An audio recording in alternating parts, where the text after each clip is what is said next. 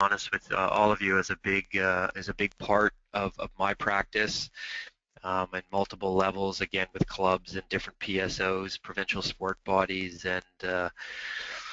and again, we like to think of ourselves as a bit of a one-stop shop for sport on the consulting side. So if anybody has any questions or concerns, obviously, please feel free to follow up with myself anytime. We're here today to talk about running an annual general meeting, and obviously it's a legal requirement, and most of the things that I'm going to speak about today relate, or the resource is from the Ontario Corporations Act, which governs not-for-profit associations in Ontario.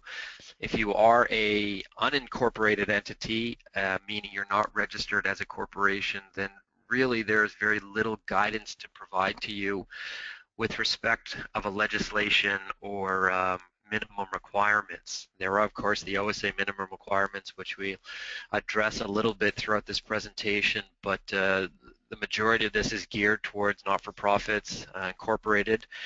With that being said, I just want to give you guys a quick announcement for those who are in attendance. You may have heard the Ontario Corporations Act is being amended to the Ontario Not-for-Profit Corporations Act, and it was scheduled to come into force early 2016. The ministry just announced about 10 days ago that that legislation will not be coming into force for at least two more years, and you'll at that time be provided an additional 3 years to transaction. So the changes that everyone has been talking about are coming, just not as soon as we thought, and you're looking at a minimum 2 to 5 year implementation. So you still are governed by the Ontario Corporations Act, and that's the basis of my presentation today. You know, why do we have an annual general meeting? And I do feel there's a bit of a disconnect between what a lot of, what I'll say, clubs view their annual general meetings as, and then what I would view the annual general meeting to be.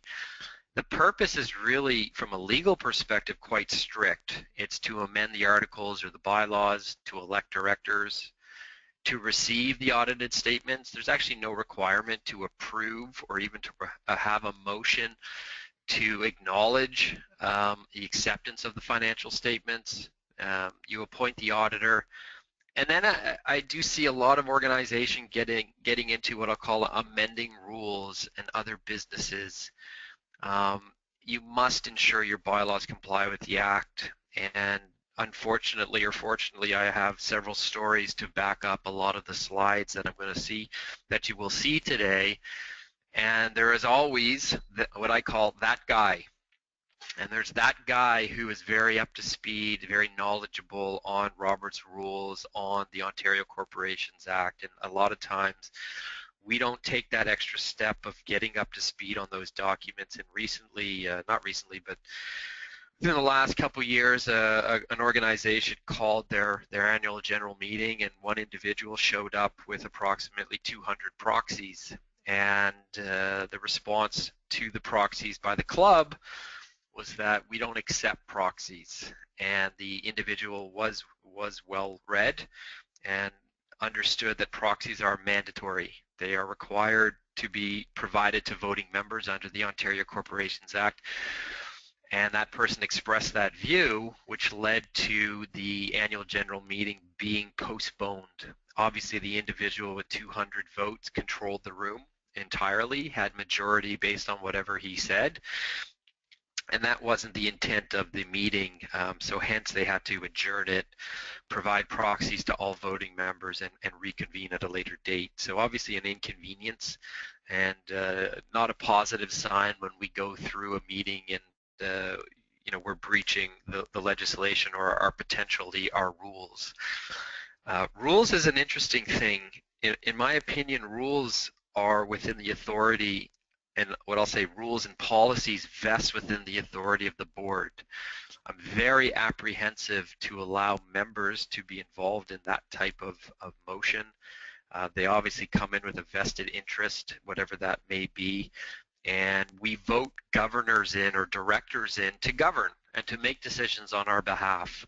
So I think it's really important to ensure that whatever authority you vest with your members is thought out.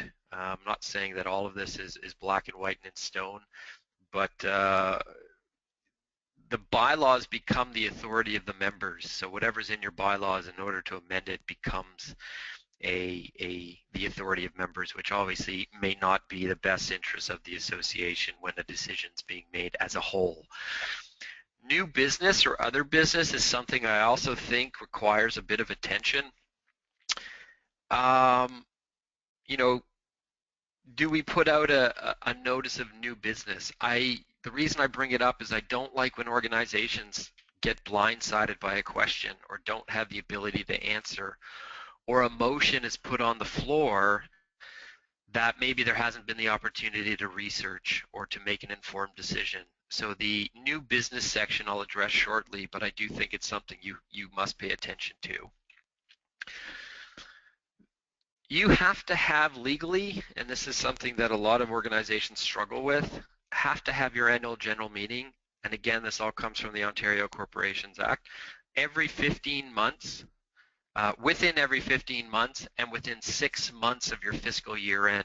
A lot of organizations are showing their financial statements from a previous fiscal year, and obviously the intent of that doesn't make a lot of sense. You're showing potentially a dysfunctional operation, a dysfunctional board on financial statements that were 18 months old, and now they've had an additional 18 months to continue potentially bad habits. So the legislation actually requires that the financials be within 6 months of fiscal year end, and very important that that gets done in my mind to ensure that the financial position of the organization is sound, secure, and managed. I have several clients.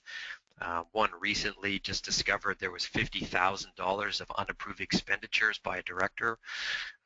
In BC, an executive director has recently been sent to jail for, from what I understand, stealing close to $400,000 of organizational money.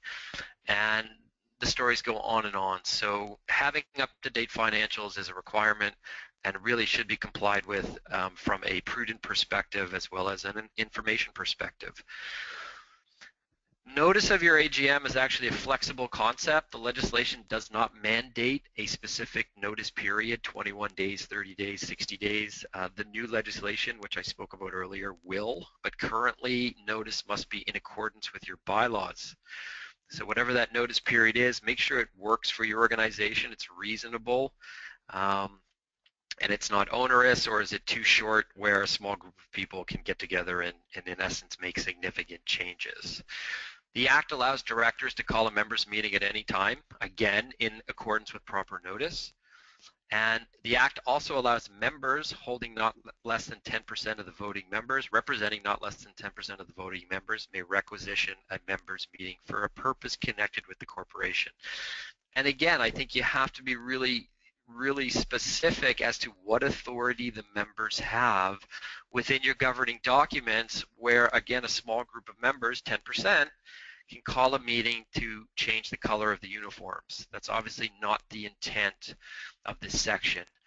The members, upon requisition, the directors must call the meeting within 21 days, and it has to be held within 60 days of the requisition date. I've seen this used a couple times. Usually it's used as a bargaining chip in negotiations rather than the actual meeting itself. But it is a right of members that's specifically defined in the legislation. So if a member wishes to call a meeting for a particular corporate purpose, they can do so with support of 10% of the other voting members.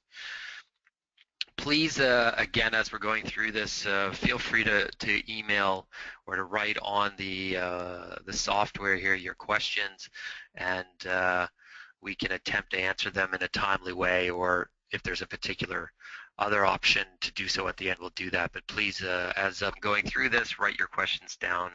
I'd love to be able to answer them.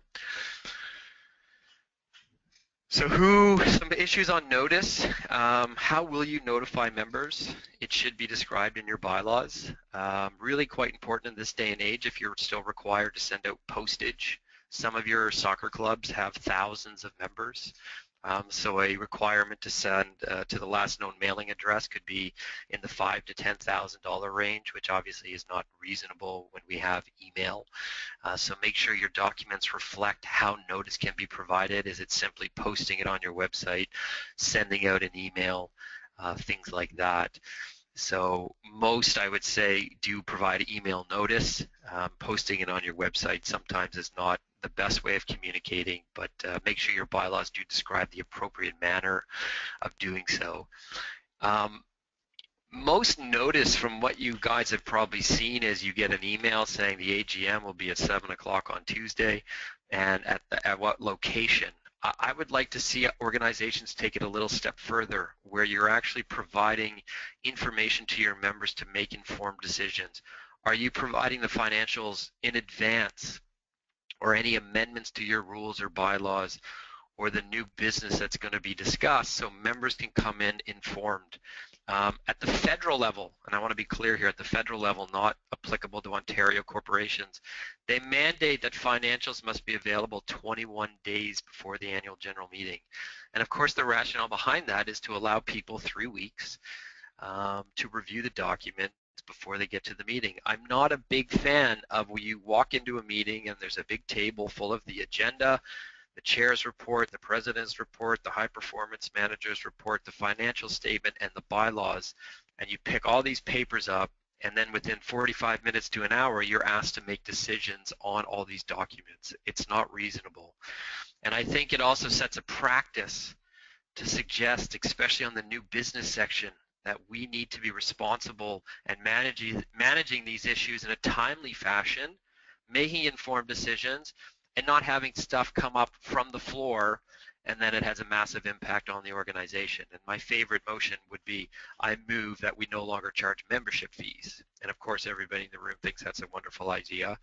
And now I'm not allowed to charge membership fees, and my revenue has gone from hundreds of thousands to zero. So really important, again, to provide information, clarity, communication to our members to come in, make informed decisions. A sample agenda where the motion should be included. And you also you must include the right to vote by proxy. And I'll talk about proxies in a few minutes. And also, you should be providing notice to your auditor, who has the right to attend your meeting. I would say it probably happens on a 50-50 basis where the auditor shows up. It really depends on the organization and the revenue. Obviously, the larger ones normally would have their auditor attend and to speak to the financial statements. Set a date and time for the AGM. Book a meeting room. I've actually attended an AGM where there was contentious issues on the agenda. There was a very contentious election showing up, and the room that was rented was not large enough for the people who attended, and the meeting had to be adjourned. So again, in this particular situation, there was hundreds of people who were extremely disappointed that they took time out of their lives to attend the club's AGM, and it was postponed due to capacity issues. Think about accessibility. Catering to people with a disability is obviously very important. Ensure the room is big enough. Is security required? Again, I've been doing this for about 13 years and lost track of how many AGMs I've attended, but I have seen highly volatile people. I have seen physical altercations occur at members' meeting, and again, knowing the landscape of your annual general meeting is really important, or trying to understand what you're walking into or we're walking into, and do I need security? I recently chaired an annual general meeting for a national sport organization, and I spoke to the staff, and I said, what am I walking into as the chair? And they said, don't worry, everything's going to be fine. And shortly thereafter, I learned that there was to be motions from the floor to remove directors, and obviously, if that is the situation, things get a little hostile and a little heated. So being aware, trying to be aware of the environment is crucial. Bring in security if it's needed. Also, depending on the size of your club and your voting structure, which is defined in your bylaws, membership ID check could be important, or an ID check. So again, make sure you have the practice in place to ensure people who they say they are who they say they are, and are they in good standing? Are they eligible to vote? And again, depending on the size of clubs, I know clubs range from hundreds to the multiples of tens of thousands. So managing that size of a voting pool has to be quite responsible, organized, etc. So again, just things to keep in mind when you book your venue. Do you also allow participation by electronic means? Do you allow people to call in? Your bylaws would have to normally would require that section to be included, and a minimum requirement is any electronic devices must allow people to communicate adequately with each other during the meeting, meaning immediate response. So email is not adequate communication for attendance of an annual general meeting. This is happening this is quite common these days where meetings are held by electronic means, but again, that's something that must be managed depending upon the number of people attending. I actually attended last night. I was the parliamentarian for a national sport organization's annual general meeting, and it was conducted on the phone. There was over 35 people on the phone, with the caveat that only 10 people had speaking rights, so it was a little bit easier to manage. But thinking about how you're going to use voting, or if a secret ballot is requested, how do I manage all of those things through electronic means? But I think it's important to allow yourself the flexibility, because you never know when you need a special general meeting or a quick turnaround, or people, very important people who may want to attend can't, but can call in or Skype or GoToMeeting or whatever it happens to be. So make sure, again, you've thought that through and allow yourself the flexibility by including that provision in the bylaws. I'm happy to share with people the language required to meet that standard. So if you want to email me, I'm happy to share that with you. My email will be provided at the end of the presentation. Proxies. So the Ontario Corporation mandates that all voting members are entitled to vote by proxy. A lot of people have written into their bylaws that proxies are not acceptable. And obviously, as I explained before, this is a breach of the legislation. There's a lot of caveats to being a proxy holder that I don't agree with. A proxy holder need not be a member. It could be anybody who has a sound mind over the age of 18. So in essence, somebody could become a voting member who has nothing to do or very little knowledge about my operation or my club, but the Act dictates that they must be allowed to be a proxy member. The other issues with respect to that are the proxy must be signed, and the maximum deadline for submission is 48 hours prior to the AGM. So again, your voting pool, or the size of your voting pool, could have a huge impact on the work required 48 hours before your AGM, depending on the number of proxies that come into the office. That cannot be extended to 7 days, 14 days, 31 days. The legislation says maximum of 48 hours prior to the AGM. So keep those things in mind. Here's a sample proxy clause that you can implement. Every member entitled to vote may vote by means of proxy, appointed proxy holder, or alternate proxy holder, and has to be signed, has to comply with the Act, has to be submitted to the office 2 days before, and complies with the corporation's proxy policy. And that's where I think you have a little bit of flexibility, where you can cap the number of proxies a person holds.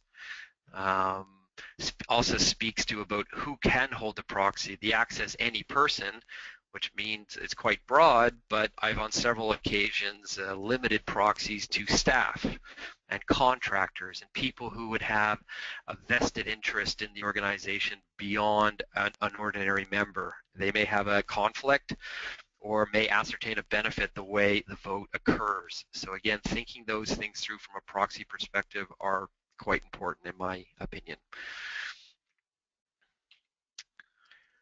As I addressed before, new business is something that scares me at an AGM, and you routinely see it on the agenda, usually the last thing on the agenda or second last thing, where does anybody have new business?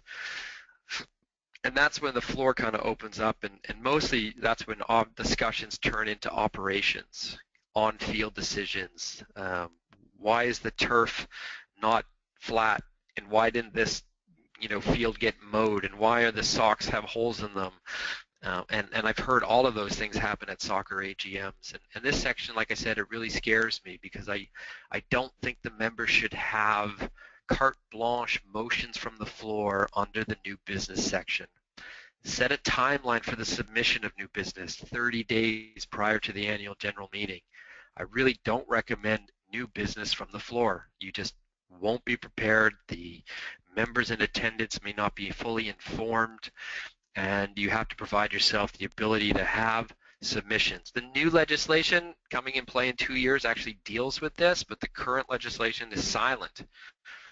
So if you don't have caveats for managing new business, I highly recommend you put them into your bylaws to suggest there's a notice provision. Maybe you require a mover and a seconder to support it. But I'm really scared of motions from the floor and new business, which really opens up the potential conversation to anything. And again, decisions should be made in the best interest of the association, of the club. That may not necessarily occur depending on who's in attendance and the information that's being provided. So please, please, please be aware of this. And just act accordingly. It just scares me that what can come from the floor, to be honest. Here's a sample clause. No other item of business will be included in the notice of the meetings unless notice is in writing, is provided by a member's proposal at least 60 days prior to the meeting. And again, you have some flexibility on the date and time. This particular language comes from the new legislation, which is interesting. It only requires 21 days of the notice of the annual general meeting. So in some respects, members have to have a bit of a glass crystal ball to read into the future as to when the 60 days occurs. Excuse me. But again, I'm not looking to be unfair to members. I'm looking to be fair to members and reasonable to the club, so that when we manage new business, it's done appropriately. So there's a sample clause, but the 60 days is not anything that's written in stone. Who will act as the chair? Last Friday, I chaired a NSO's annual general meeting, a national sport organization, and in their bylaws it said the chair will be the president. And the organization didn't feel confident, nor did the members, of having the president chair the meeting. And in the absence of the chair, it was the vice president, and the same sentiment kind of existed. So they called me and said, will you come chair? I said yes. They said we have a hurdle. And what we ended up doing was we suspended the bylaws for their meeting. I had to take a special resolution vote at the beginning of the meeting to allow myself to act as chair. Make sure your bylaws allow for flexibility. For people to chair, you may need a certified parliamentarian, you may need a lawyer, or it can be done in-house through the president, through a director. But make sure you allow your, excuse me, make sure you allow your, there's flexibility to get the right person to chair the meeting if necessary. Also predetermine who will keep minutes and the sign-in sheet and the roll call, the determination of quorum, things like that. Usually it's normally the secretary or staff, but again, just make sure that that issue is taken care of prior to the start of the meeting. Here's a sample agenda. Call to order is usually done at the chair. You would establish quorum via roll call and appliance of bylaws.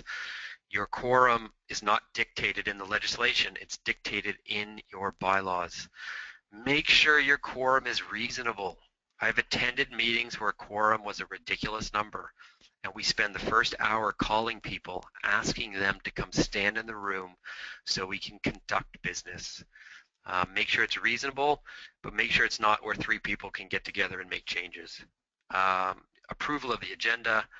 Conflict of interest is obviously, if somebody has a vested interest in something that's on the agenda, they should declare it. Managing conflict is usually easy. The declaration part may be a bit more challenging, but managing conflict is remove yourself from the discussion and remove yourself from the vote.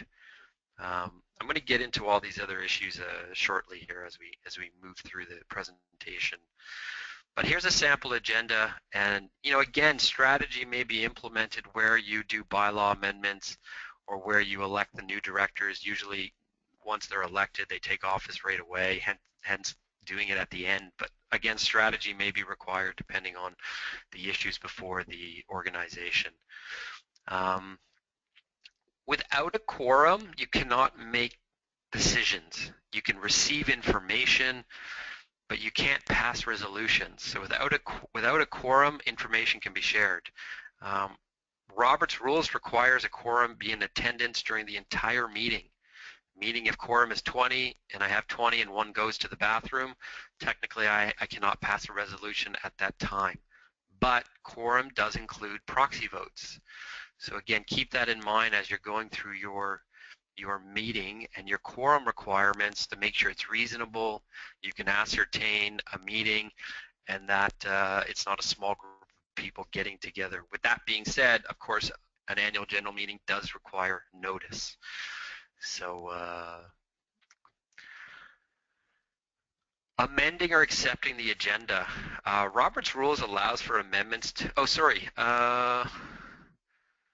this is on the agenda. Yeah, Roberts allows amendments to the agenda without a motion unless a motion is required, and the same principle applies to minutes of previous meetings, which is a common practice to accept those minutes, put them into the corporate record, which is a requirement, and I'll talk about that at the end of the session. But there's no legal requirement to pass a motion to approve reports. Some organizations do it as a approval, some do it as acceptance. There is, again, when we get beyond agenda, beyond conflict, we get into the chair's report or the high performance committee report. A lot of organizations accept motions. They're, in my opinion, they're frivolous motions. So if we don't accept the report, what does that mean, and what is the recourse? And Robert's Rules actually speaks to a non-confidence vote. It's a documentation to say you don't have trust in a person or a decision that's been made, but there's no recourse available based on that motion. If you truly want to remove a director or an officer, you must pass a motion to do so. So a non-confidence vote or allowing for a motion to be put forward that really has no bearing doesn't make a lot of sense.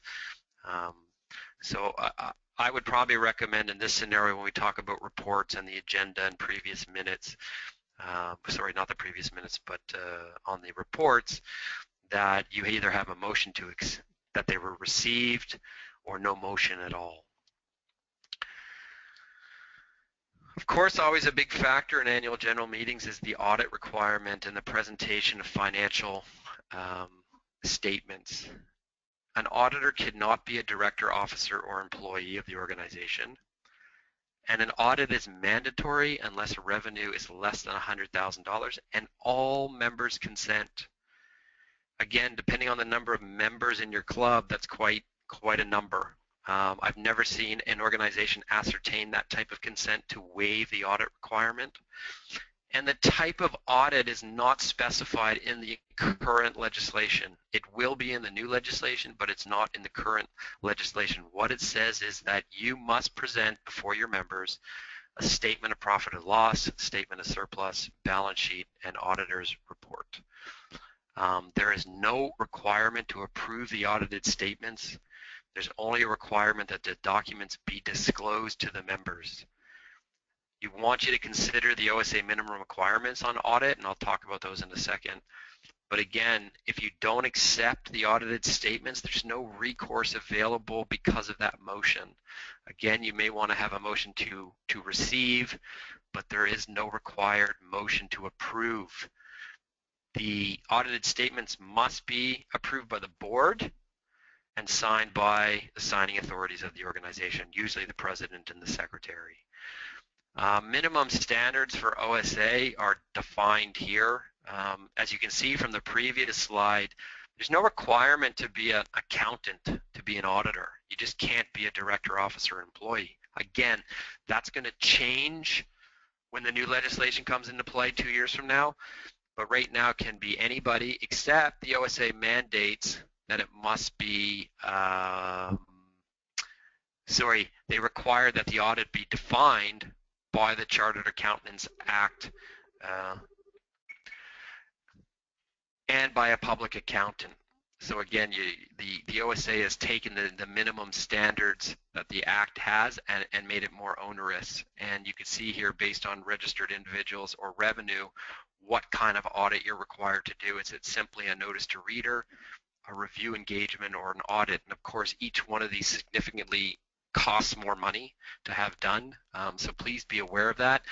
And again, I don't want to spend too much time on it, but the new legislation does dictate, again, based on revenue, not profit, revenue, what your audit requirement will be, and it's somewhat in line with this. The threshold is about 100,000 and the next threshold is 500,000.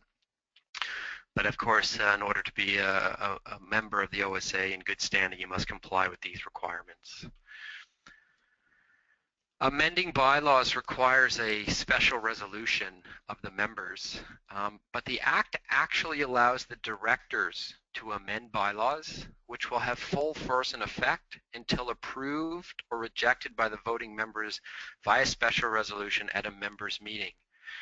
I have rarely seen the directors change bylaws in accordance with that provision of the legislation. Normally they would do so upon vote of the members. I again haven't seen the directors implement their own decision in advance of the members approving it, but it is a power vested with them within the Corporations Act. Notice a change must be in compliance with the bylaws. So again, when you're looking at amending your bylaws at an AGM, make sure your bylaws aren't too restrictive on the notice requirements. 90 days before the AGM, notice must be provided or information must be provided to the board. That's probably too long. So allow yourself some flexibility on the notice requirement, or at least provide the ability to waive the notice requirement. Again, that would all be done through your bylaws.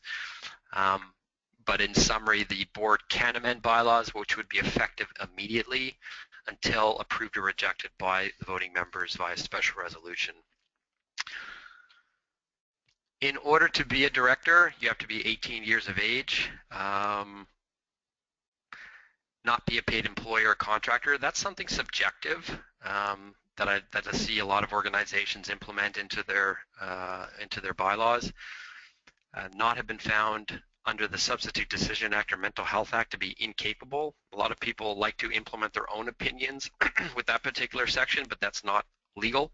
So if you think somebody is crazy, it's not grounds to prevent them from being a director.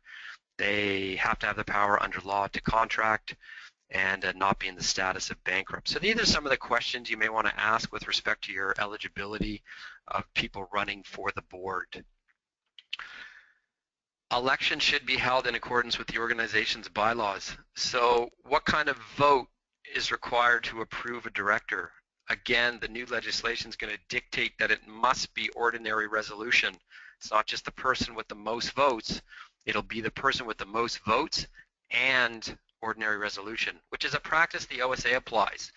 Hence, you see, if you've ever attended an OSA AGM, multiple runoff votes where a person may have won the most votes but didn't ascertain the ordinary resolution, the 50% plus one. Things to consider. Do you have a nomination procedure? Does the person need to be proposed and seconded and supported? Is there a requirement to submit a resume and application, an interview process? Do you accept nominations from the floor? How do you screen your candidates? Who's going to count the votes at the meeting? Excuse me, everybody, sorry. Will you allow your candidates to address the membership prior to election? What if somebody can't attend? Will you read a message on their behalf? Again, things to think through or predefine in bylaws or policy so it doesn't look like we're making things up at our annual general meeting. What do you do in the case of a tie?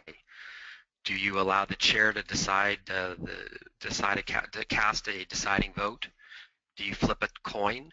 Do you drop the lowest person off the ballot and run a runoff vote?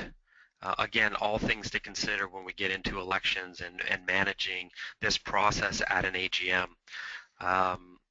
is it something the chair should do, or sometimes we defer it to the chair of the nominations committee or somebody with expertise in managing these types of issues?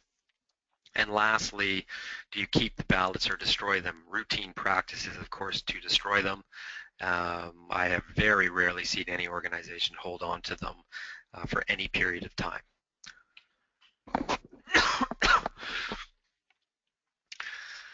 Before you see a list of corporate records. The articles and bylaws you must keep, the minutes of meetings and resolution of members. Written resolutions would be included in that. A register of directors and officers sending out their name and home address, their occupation, the day they started and the day they ceased to be a director, a register of members, accounting records and minutes of directors and committees. And what you'll see in red, members have legal access to these documents. Please don't mandate that directors' minutes and meetings are public. A lot of times, and where I sit, there's things that cross my desk that are not for public consumption. Somebody's salary, somebody's alleged sexual assault, somebody's criminal activity. Again, really important that I think you can share information without, giving away the baby, giving away the entire baby. And please keep in mind the corporate requirements. You're required to provide, just going to get to these in a second. I want to show you guys some documents that are important. Just as you can see my screen. This is called the Initial Return Notice of Change. What it does is it updates the Ministry of Government Services, your list of your head office address, as well as the composition of your board of directors, and that's the second page. I recently had a soccer club director served with litigation papers as he was listed on the corporate documents as president in 1991. And the organization, the club, did not update their list with the ministry as to who their directors were. They did not remove the current directors. So when a lawyer pulls what's called a corporate profile, they end up getting what's on record, and hence the people they serve or decide to sue. So anytime you run an election and you change your board, or somebody resigns or somebody is added, please, please, please update this document. Make sure the person is removed. You can see here, date ceased. Make sure that's filed. It's free to do, so make sure it's up to date. So especially those directors leaving the organization, you're taken off. That form's available online. You can just Google the name of the document, which is right here, Initial Return Form 1. Here's a sample notice of meeting, date, time, proposed agenda, date, signed, and of course we'd want to add as much information to this as we can. I'm happy to share these things, so I can send them to you, Matt, and you can send them out if you want. Here's a sample of minutes template for minute taking, as well as an in-camera policy. When do you go in camera? What does that mean? And what factors come out of it, and what needs to be recorded in the minutes. So again, organizations I'm happy to provide this to you as resources. Just to give you an example of a couple things. So does anybody have any questions or clarifications they require? Again, I've tried to do this from the perspective of being compliant with the Ontario Corporations Act. We haven't divested too much into Robert's Rules of Order here, but if people will have any questions, I'm happy to respond now. Or if you wish to email me privately, there's my email and contact information. Happy to send these resources as we've discussed. And if there's something particular that you require, proxy policy, sample proxy form, again, I'm happy to share those with you guys if you require such resources. I left 10 minutes, Matt, for questions, but I don't see any. Excellent. I've actually got some come through the chat window. So okay. I'll throw them to you, Steve. So the first one is regarding the sort of the business day. So if we're talking sort of an announcement of an AGM and it has to go out 30 days prior, does that include the weekend, or is it just purely business days? Yeah, it's really a good point of clarification, and just see if I can pull up a sample for you guys as I'm talking.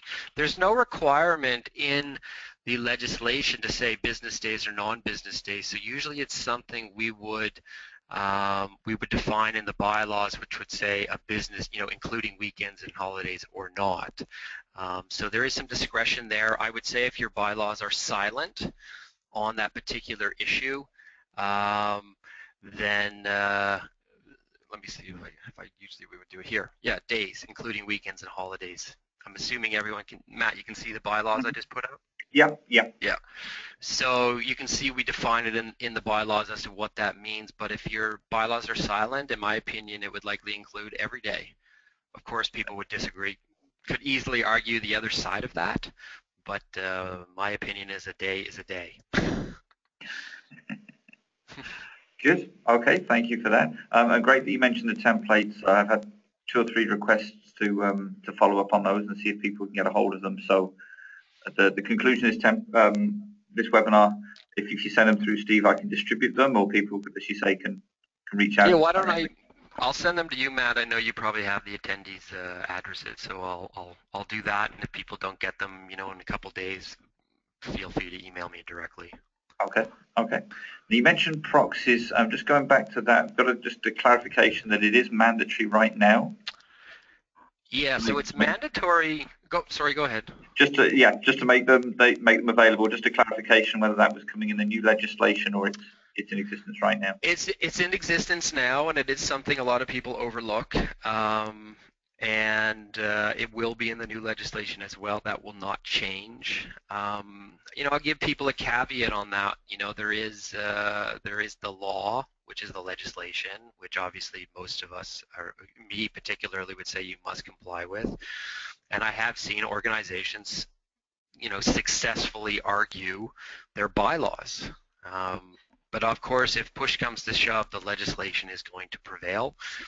And the proxy issue, in my opinion, there's really not much debate to suggest you can't allow them. Okay, good. Interesting one. Is it normal practice for people who are running for a position to bring in, I'm going to use a guest in inverted commas, to speak on their behalf? Short answer is no. I've never seen that happen. Where, if I'm running for the board and I bring you, Matt, to speak on my behalf or in support of me, right. I can honestly say that in the hundreds of AGMs that I've attended, I have never once seen that occur. I think that onus, in some respects, would vest with what I'll call the nominating committee to make sure the candidate is an appropriate candidate.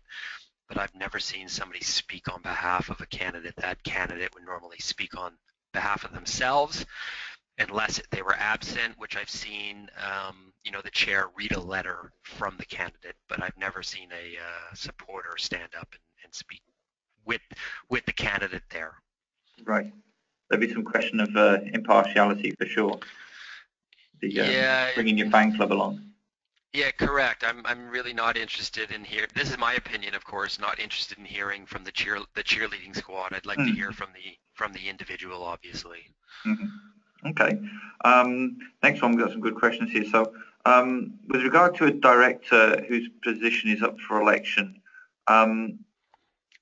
they step down prior to the vote. I'm just trying to think what happens at usually it's sort of the OSA's AGM.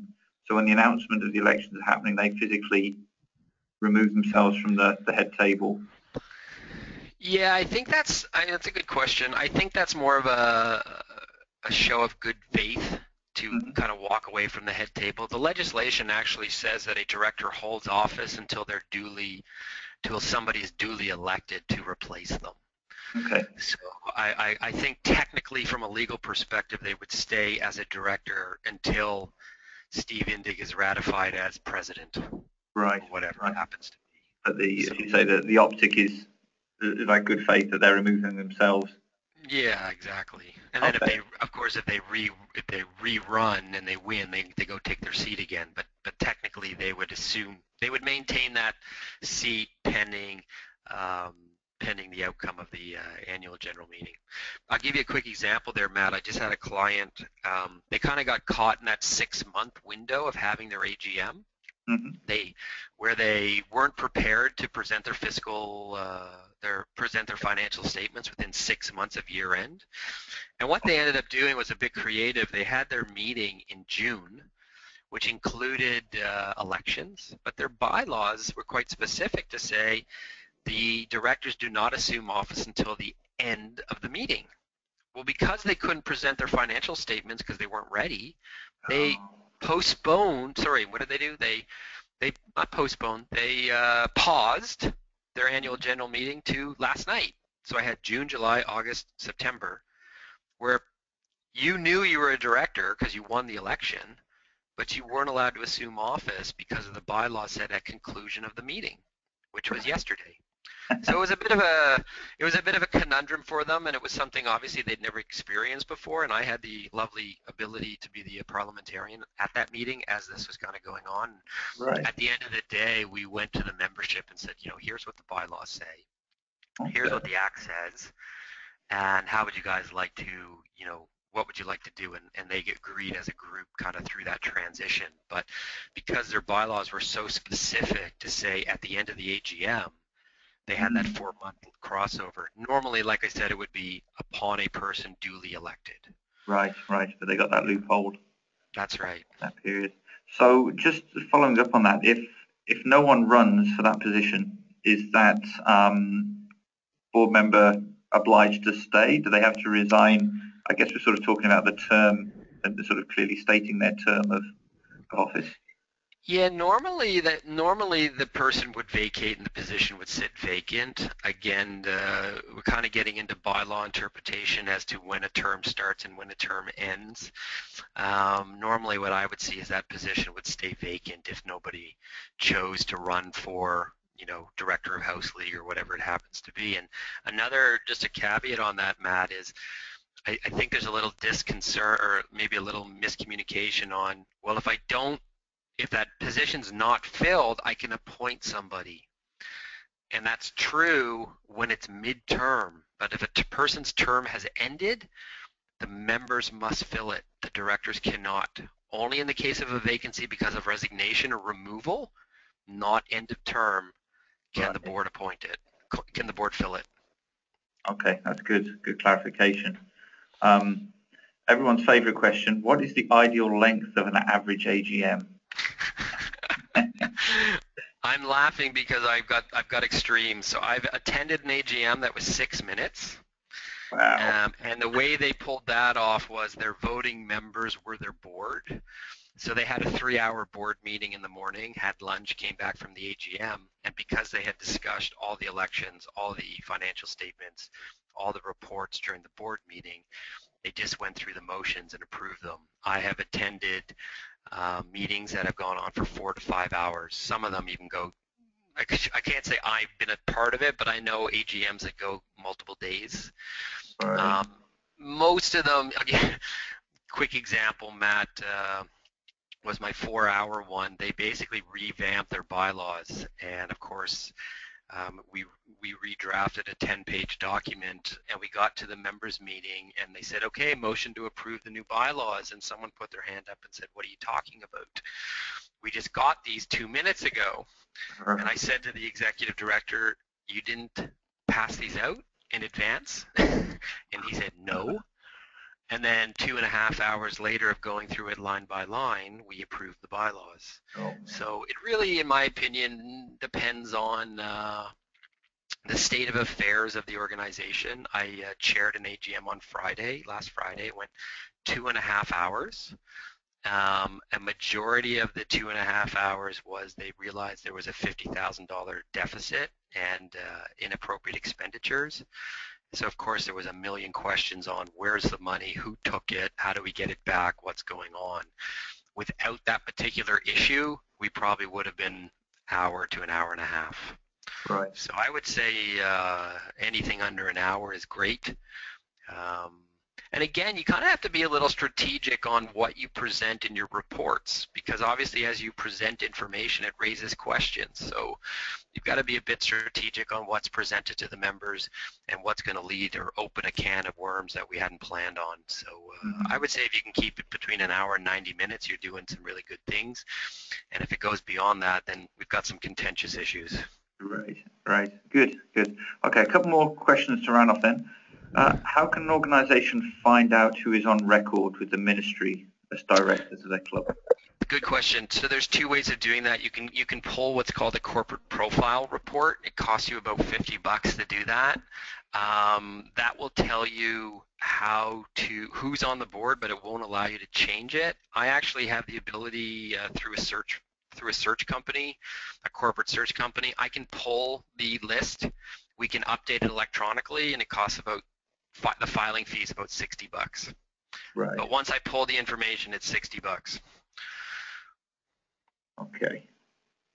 Short answer, Matt, is you need to go through a corporate search company to get that information. Right. Okay. Question regarding audits. Can you ask Steve about what an audit means? Because the OSA requires a review if revenue is under 150,000, but OCA requires an audit. Yeah, so basically what the difference between an audit and a review engagement and notice to reader is the level of scrutiny the auditor puts the organization under. So a full audit, which usually ranges between $5,000 and $10,000, usually depending upon the revenue of the organization, would require quite a thorough review of statements and receipts and check stubs and things like that. The notice to reader would likely be simply looking at the financial statements of the organization and the bank statements and saying, yes, this all looks relatively kosher. Right. Doesn't seem to be any improprieties here. So again, I would say most organizations base the type of audit based on revenue, because obviously when you get into that full audit compliance, you're looking at five to 10 grand in accounting fees.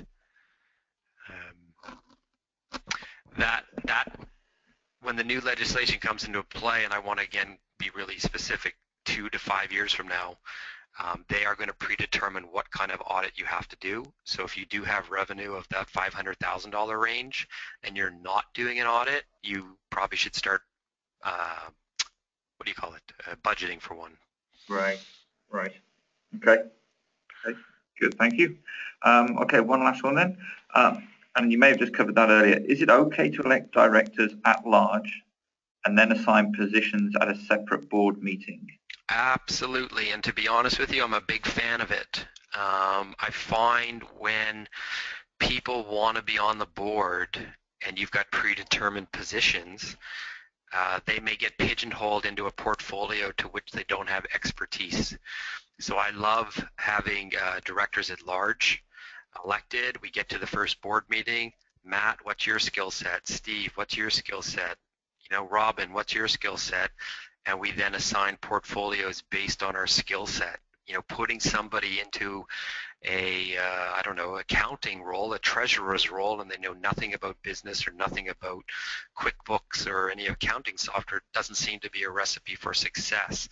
So you have a lot of flexibility with respect to portfolios and also the officers' positions. You don't need to allow your members to elect the president, the VP, treasurer, secretary. You can allow your board to do it. I've also seen a hybrid model where the members elect the president, and then all other officers are decided amongst the board. So there's a lot of different models. There's very little in the legislation to provide guidance. It's really about doing what works for you, but I love flexibility. I just don't love putting somebody who wants to be on the board, who wants to be involved into a portfolio, director of House League, and they have no idea what they're doing.